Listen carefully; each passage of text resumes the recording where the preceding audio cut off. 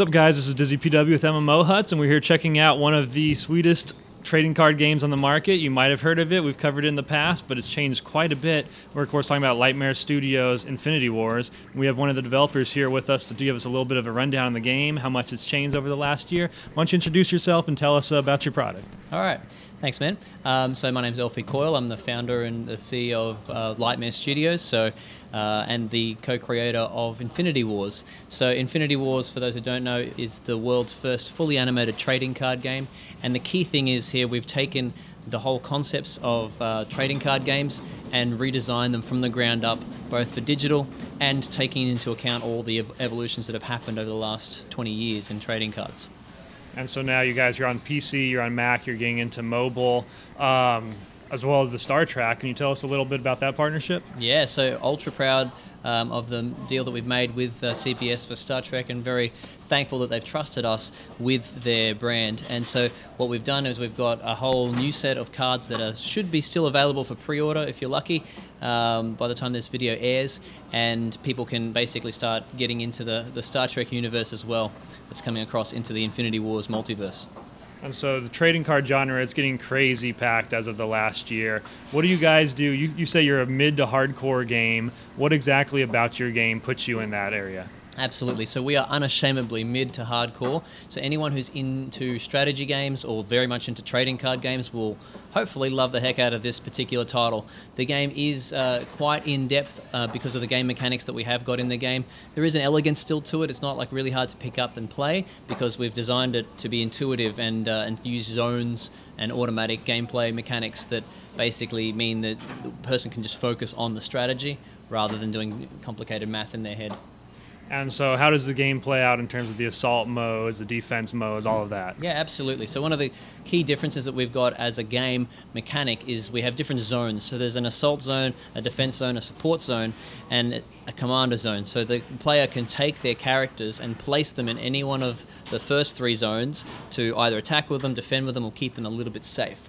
The other option and the other cool thing about the game is that we can actually have three commanders. So if you really get attached to a particular character and you really want to see it every single game, or use its abilities on essentially straight away in the game, you can place it in the commander zone and choose it as one of your commanders when making your deck, and from there you'll be able to use its abilities and then bring it straight onto the battlefield when you want it. And then you also have the ability to change the actual layout of the deck with locations. Tell us about that and how it's actually animated into the game. Yeah, absolutely. So we definitely have gone all out on the graphics side of things. So we have 3D animated battlefields that can be placed in the game, and they have some level of ability on the game as well. So the card comes out and they get some really cool uber ability because it shifts the whole battlefield and changes some of the ways that the game plays out. And then from a lore perspective, what kind of factions do you bring into the game?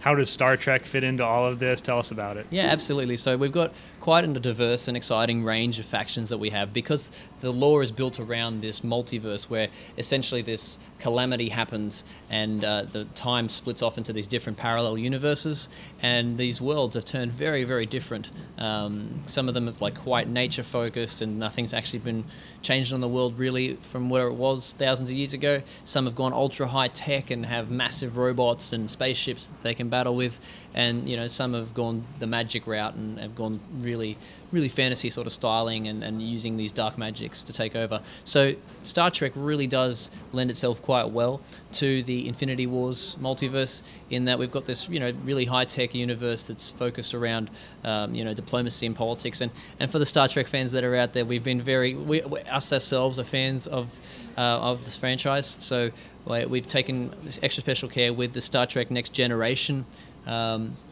universe and made the factions really play out similar to how the factions do in their universe.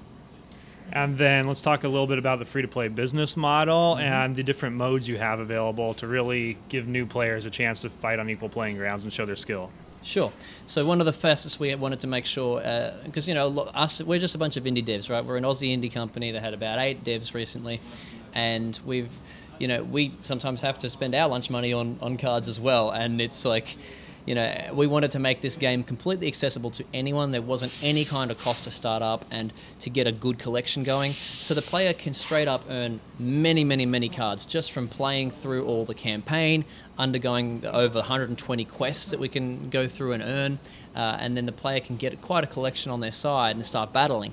But if the player wants to make sure that they have a completely even playing field, there's two modes that answer that. The first one is merge deck mode, which is where we literally take both players' decks, shuffle them together, and you're drawing from a common card pool. So boom, instant even playing ground. The second is called riff runs. So riff runs could probably be best related to something like Hearthstone's arena mode, in that the player is drafting a deck as they play. Key mode there is that you can actually buy your deck afterwards if you're really having fun playing it. Maybe, and you get discounts for every single game you win, so even if you won enough games in a row, you could even get the deck for free. So that, again, that mode there means that players are coming in with even ground on the battlefield. So.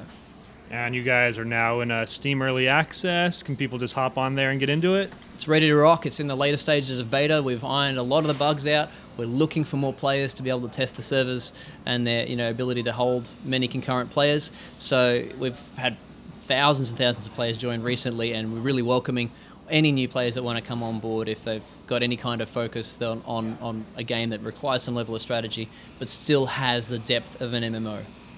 I'm convinced, guys. If you want to check out more about this game, you can check out MMOHuts.com. We've got a new write-up from our mobile guru who's looking at how the mobile side can interface with the PC. And as soon as this game's launched in a couple of months, we'll have James Blonde come in for the first look and give you an insider look at everything going on in this game. Thank you for your time. Thanks a lot for coming out and seeing us again a year later, so it's appreciated. Cheers. No problem, man. No problem.